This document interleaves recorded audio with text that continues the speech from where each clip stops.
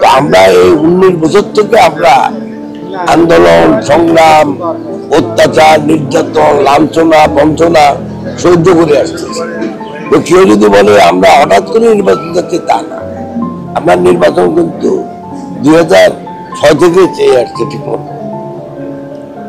2 নম্বর হলো যে যদি একটা দেশের সরকার যদি জনগণের কাছে দায়বদ্ধ না থাকে তাহলে তারা তো কোনোদিন ভালো কাজ করবে না।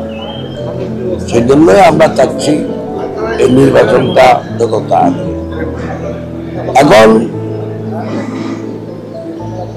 লন্ডনে আমাদের অ্যাক্টিং চেয়ারম্যান সাহেবের সাথে কথা বলার পরে সরকারের পক্ষ থেকে একটা যৌথ বিবৃতি দেওয়া হয়েছে।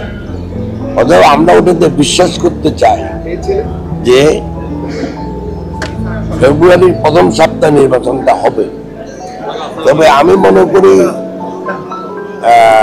যেভাবে এখন দেশের অবস্থা তাতে হয়তো একটু আগেও হতে পারে, হয়তো জানুয়ারিতেও হয়ে যেতে পারে। কারণ এখানে আমাদের কোর্টে একটা কেস এখন পেন্ডিং আছে সুপ্রিম কোর্টে, কেয়ারটেকার সরকার নিয়ে।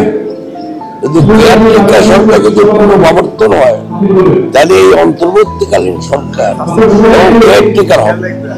কেয়ারটেকারের ভিতরে কিন্তু বলা আছে 90 দিনের নির্বাচন। আমি মনে করি যে নির্বাচন হবে, এবং নির্বাচন যদি হয় যেটা আপনি বললেন ফেনী, আপনি ফেনী ইতিহাস জানেন।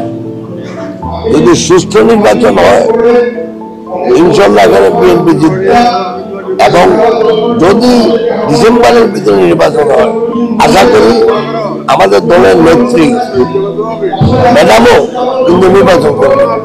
উনি এখন ইনশাল্লাহ একটু সুস্থ আছে। অতএব আমাদের নির্বাচন নিয়ে ফেনীতে কোনো চিন্তা নেই।